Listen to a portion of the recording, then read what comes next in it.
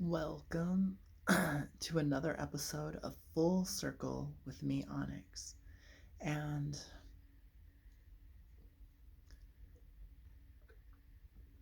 today we're going to talk about developing our intuition. And this video is designed for people who want to learn to channel, who want to increase their psychic ability, or maybe discover their psychic ability and develop it. So, my gosh. Have you ever eaten something like a cracker and it just kind of sticks in your throat? That's what I feel like is happening. um, but let's move right into this. I was doing my meditation today and I was not thinking at all. And I get really pulled strong to go to a space of nothing, empty, kind of relax and just be, just chill out and just be with myself, and then maybe even erase myself. Um, and then I was like, okay, I'm done with this. It's just can't always just be. And the reality is, yes, you can.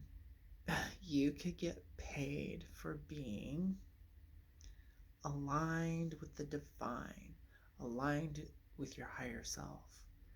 You can channel, you can download psychic information. And I'm like, I know. I used to do that as a career and used to do all sorts of things as a career. And I was like, the other day, I was like, I would really like to get a reading. But this lady at the New Age store, all she does is talk and talk and talk and talk. And there's no listening. Listen to the client. So, and she does Hooray astrology. And I'm like, I don't know. I'm not feeling any psychic vibes from her. I'm like, maybe I'm just being super judgmental and critical. And I confess, I am a very judgmental, critical type of personality. Part of me is. And I know it's a self-defense mechanism. And the reality is, it's just so hard to see beyond the surface of things. So, this type of stuff was going on in my mind. And I'm like, I've been to that lady before, and all she did is talk.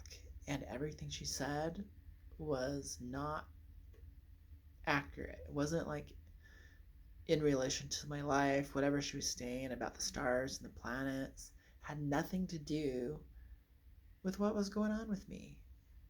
And then, let's say, even if it did, how do I apply it to my life? So I was like, let's just forget about it. Let's just meditate today and just be with ourselves and follow that urge to just do what I do. And I was like, let's make a video on developing intuition, because it's something I've always been into. I had a lot of psychic experiences before when I was younger, but due to the religious temperament that I grew up in, it wasn't allowed. It was seen as evil. And so, in a weird way, that kind of shut it down, but it doesn't take away that natural ability. So, I believe maybe all of us have it within us to various degrees. Some people are born with a stronger level, but you can always develop it and make it greater than what you have. You can open the box. And so I was like, let's make a video on this. So, and So, obviously I was watching some YouTube videos on tarot readings, and I think I found someone who does a really good job, and you can tell they're very intuitive because you can feel and see him getting the downloads and sharing information. But they're general readings, and so it's kind of all across the board. It feels good in the moment, and then, you know, it's over. I'm like, the way things are actually going is humans are going to be developing their mind and their psychic abilities, and that's going to be normal. So it's not going to be seen as special or spiritual. It's just, it's something that we've neglected in this time period and has been suppressed. Um, if you believe in Atlantis and Lemuria and ancient civilizations before us, they all had psychic abilities. So, what has happened between then and now? And why do we as a culture don't use that as an everyday tool? And that's up to each individual. It's like everyone has this silver key within themselves. It's your choice to pick it up, find the right door, and open it. And so, meditation is the number one recommendation for developing your psychic abilities. Um, Through meditation, you naturally gain all of your abilities, and then even mystical and magical abilities, all the way up to enlightenment and transcendence, and many, many levels. So, in a weird way, you could almost use this as a way to spot someone who really isn't being honest, uh, saying that they're psychic and whatever, um, because they won't be doing any of these things. So, if there's like, there's so many ways to get information, so many ways to open the doors, and some people truly are just naturally psychic. Like, they're like amazing psychics, they just are. But you would think if you knew so much, you would also understand consequence and karma. So your behavior would be in accordance to that. Um, you would probably be mindful of your actions and other people's actions. You'd be very self reflective and contemplative. Like, these would be some of the qualities because you're dealing with a bigger world. You're dealing with more information. And so you get more puzzle pieces to put into place. The biggest hindrance to truly developing psychic or magical abilities is what I call the glamour. The glamour looks like maybe like what everyone else is doing. Maybe they're all in lotus pose. Maybe they're all chanting a mantra. Maybe um, they all have tarot decks. Maybe they're they're dressed up as an archetype like a gypsy or a witch or a magician or an occultist or a mythical being like an enchanted fairy. This is like the glamour. This is the package. But if we strip it off, um, I would say it's a connection with the soul or a deeper level of life. So a lot of people, like, let's use a tree for example. A lot of people may never touch a tree. They'll just look and point and go, tree, that's a tree. Yes, it is. Let's sit in the shade. But they really won't interact with the tree. So that's a very like distant, you read about it, you hear the information. Like, it's very surface level. Then someone else goes and interacts with the tree. They actually feel it and they go, whoa, this is rough, this is solid, this is hard, this is pokey, and it has bark. And they're interacting with this thing, this mysterious thing called tree. But they've taken it one step further to bridge that distance. It's not just a concept. So I would say a lot of information, whether it's magical or spiritual or even everything, with that distance, it's more of a concept. It's shallow, it's empty, it's devoid of energy, and it doesn't like affect us. And so the person who's actually touching the tree, it's affecting them and they're affecting it. They're now in a relationship and they're having an experience. But still, they're like limited to like their senses. The next person can do all that, but they touch the tree, they sit with it, they breathe, they focus, they relax and focus. And it's almost like they can feel the sap moving through the tree. Like they can feel like maybe a life force. They notice the sunlight interacting with the leaves and there's change. They sit with it and they know there's a fragrance of the leaves. There's a fragrance because as the sun hits the leaves, it's almost like the leaves are sweating. There's moisture leaving the tree and there's condensation, and pretty soon they're having a more intense, they're getting a better education about this thing called tree. So you can read on it and whatever about trees too. You can get a deeper superficial understanding. You could read a scientific book on botany and trees and the process of photosynthesis and all that stuff.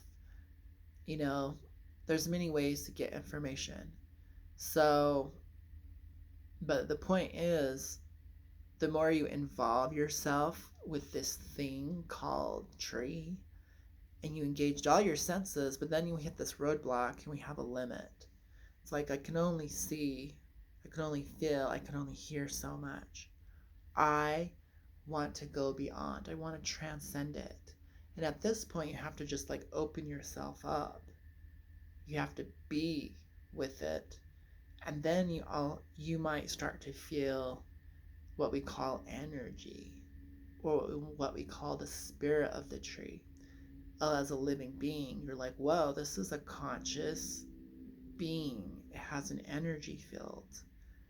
Um, and then you might realize the tree actually has feelings. You might have an empathic relationship with the tree. And oh, the tree is actually thirsty. I noticed the sprinkler system in the park doesn't hit this tree. And no wonder why I kind of felt called to go to the tree. And then you can use so now you feel like you're in communion. You're communicating, unifying. These two different ways of communicating, they're becoming one. You're starting to really understand a language. So you grab some water, pour it over there, you're with the tree, and things feel great. And you would then say, I kind of feel like I had like a nonverbal communication. And that is more correct because everything is energy, conscious, living as one living being. So we've kind of like taken the separateness, the distance away from being subject and object. There was still this weird distance. And some of it was beliefs, some of it was not having the experience, and even on an energetic level. So we're trained to separate everything. This is me, that is you. This is my boyfriend over there, this is me over here. And the time and the distance is separating us. And so time and space is kind of how we separate and experience the unity of all things separately. And so, and it's really only a state of mind that we condition ourselves and each other in. We give ourselves different names. We show up at different times and places and we do different functions. In a weird way, it's always kind of telling us, this is me and that is you. But when we kind of go beyond that layer, that 2 or 3 dimensional layer of reality, we start getting closer together into oneness. And we might start having a shared experience. We might share dreams, share feelings. So a lot of people in relationship want to share their feelings. They want to share their stories and experiences. They want to, what they're trying to do is create a sense of oneness, a unified entity. And that's what relationships are about. And when they unite correctly, you might reproduce and have a baby. When you reunite correctly, you might have a shared emotion and feel bonded for a moment or forever. So falling in love is sharing not just like one feeling, it's actually a lot of feelings. It's creating an understanding. It's seeing the me and you and the you and me. And we actually all want to do that. So this kind of went pretty spiritual pretty fast. And in a weird way, it has to. Because what is stopping you from seeing your face and everyone else's faces and not thinking it's the bad guy? Uh, the projection. It goes beyond mirroring. It goes beyond projection. So, and it kind of gets a little bit into dangerous territory with spiritual bypassing. Because if I stop at a superficial level, I go, that's your projection, you're mirroring onto me. Go a little deeper. We are one. That's a shared image. So it's you too. It's the event can't happen without you. So it kind of blows up a lot of superficial spiritual bypassing with that's you, not me. It's like, no, in order to create a magnet, you have to have particle of the other thing. There has to be a little positive in the negative to attract a negative to a positive. Like there's a lot going on. But we don't need to go into the scientific part so much. But what does this have to do? So you want to get information on your boyfriend, or you want to get information for a client. If you're having some more separation and more distance because your client is something that you don't like, it can be a very triggering experience. So it's hard to relate to all people, all situations if you're going to be super judgmental, super critical, and also antisocial. Maybe you're like my sister and you hate men and you're an extreme feminist. Maybe you're like me and you're not that way. Uh, but I have my own prejudice. So we all have our own prejudice, our own judgments, and the shadow never goes away. All you can do is integrate it, say hi to it. But like, can you put it aside for 20 minutes and get your downloads? Can you get the information? Can you put it aside and relate to your client in a healthy way to be of service? And then the reality of it, your shadow is yours. It's not anyone else's. You're the one who subscribed to all those programs. You're the one who let yourself be a victim. And grab your shadow and own it. And go, yes, this is a part of me. And we're going to be on a long journey together. Me and my very critical, judgmental shadow who's trying to protect me. So there's parts of us that try to protect ourselves from perceived danger. And it's actually a loving protective force. But when we're unconscious of it, it can show up as anger. It can show up as judgment and criticism. And because you don't like those feelings, it's actually trying to help you get away from a situation that you're perceiving as negative. It's not really so, because all these perceptions are rooted in the past. So inner child work, shadow work is a must, to go to the next level for intuition, for spiritual abilities, as you move closer and closer to oneness or the quantum level of reality.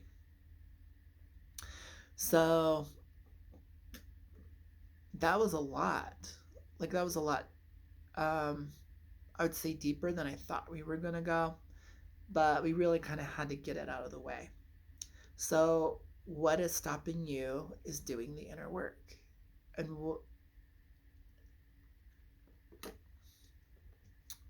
so, and now you can also see the value of doing a little meditation practice, learning to put yourself aside for a while. Because you know what? Shadow work can take lifetimes. Like, it's not going to get all done in one lifetime. You're not going to, like, get a spiritual prize, happily ever after and your trophy boyfriend because you went on, did a workshop or wrote in your journal for a week or a month. Like, it's a continuous process. As you accept your own personal shadow, you accept others. So part of being unconditional love, or we should say unconditional, or I would say connection. Uh, Part of having the ability to connect to all things in healthier ways is you appreciate the shadows. The shadow, in a weird way, helps create the highlights. It defines the intensity of the light. So the light defines the shadow. So, and that could be another way of looking at this like two-dimensional polarized world. It's only a perception. But when you appreciate the shadow and the light and the highlights, it creates dimension. Now you can see the full 3D picture. When you fully embrace that, you move into the psychic level of interconnectivity. Like, and then its reflection looks like spirituality. Its reflection looks like religion. Its reflection, outer demonstrations look like happiness, look like love. What's going on the inside is you're moving deeper and deeper to fourth and fifth and sixth dimensional experience. Now you can commune with the tree. Now you can feel and see the sap moving through it. Now you channel the tree and you gain an understanding of being tree. You realize it's a shared one existence. So, psychic abilities is a life path. It's a yoga and all paths are one, and it's all self-realization.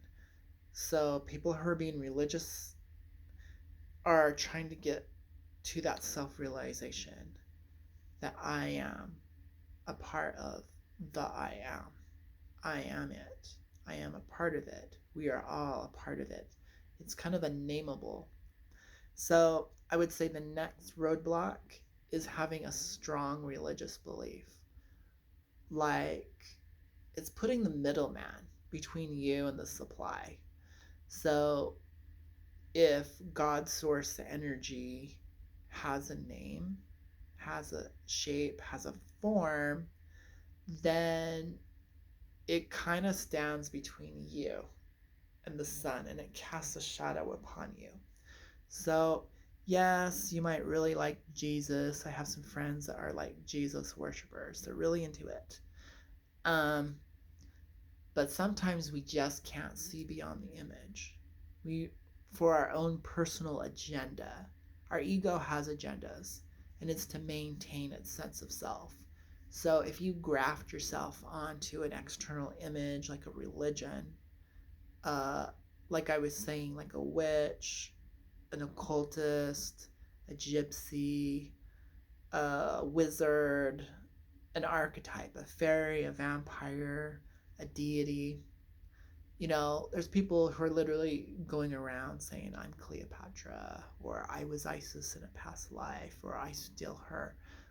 What's going on is they're really identifying with an image, and they're merging their sense of self worth and identity with an image.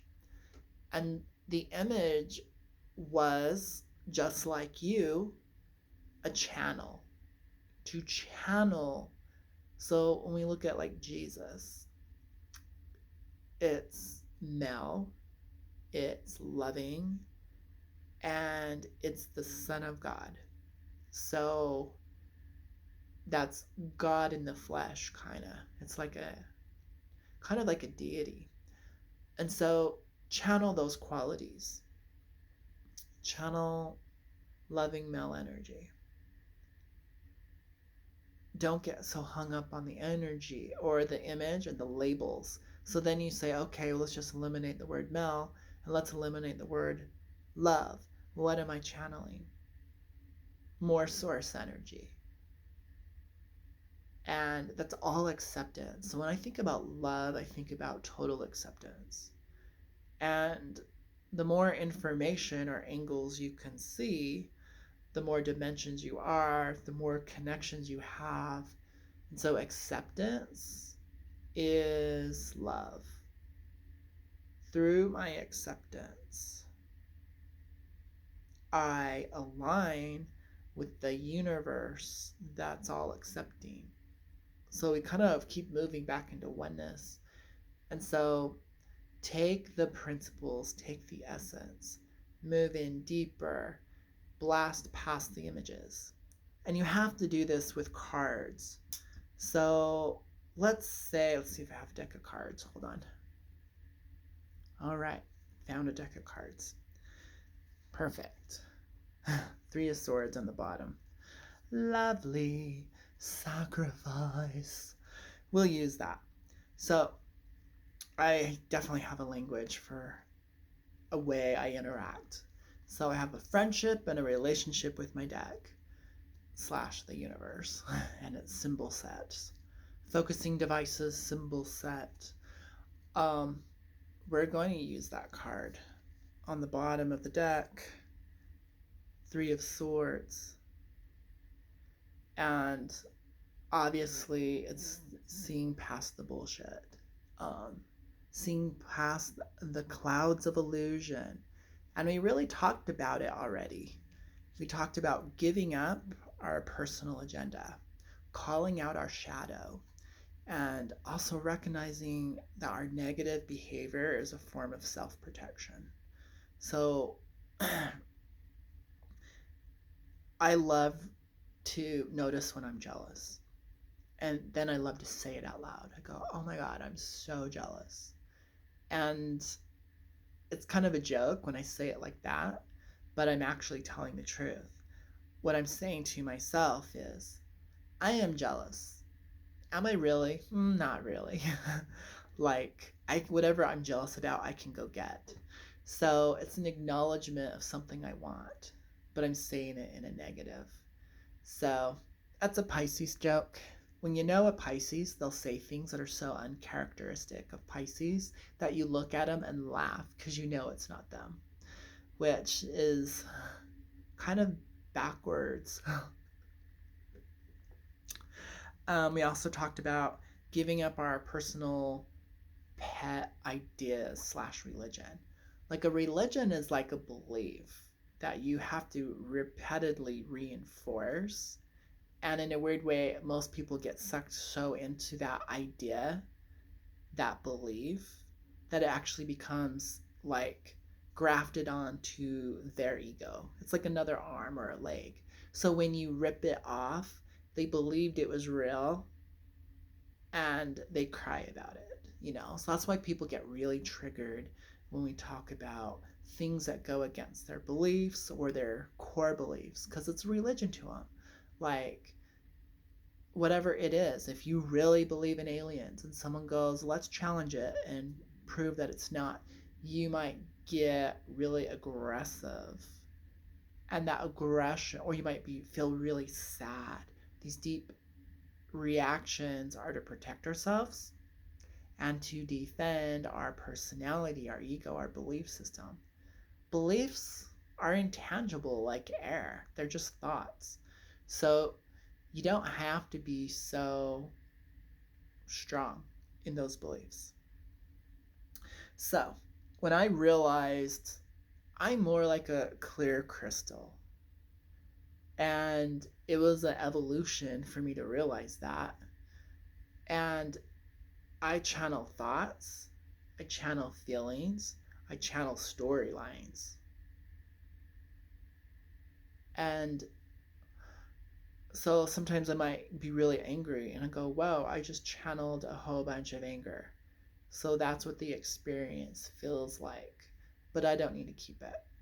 And the whole point of this whole video was to get us to a place of neutral, get us kind of to a place of being clear and open minded, because then the psychic information can flow. Because we're probably being blocked with our favorite beliefs and our strongest fears, which challenge our ego, our personality, the way the world works, our worldview, our paradigm. Those are the things that really block, but then also giving yourself permission to put it aside for a few minutes so you can allow information to come in that may be uh, not what you expected. So this video is going to cut out, so we'll just kind of let it cut out. But don't, but like, yeah. So we'll just wrap it up with an introduction to developing psychic abilities and intuition or improving it.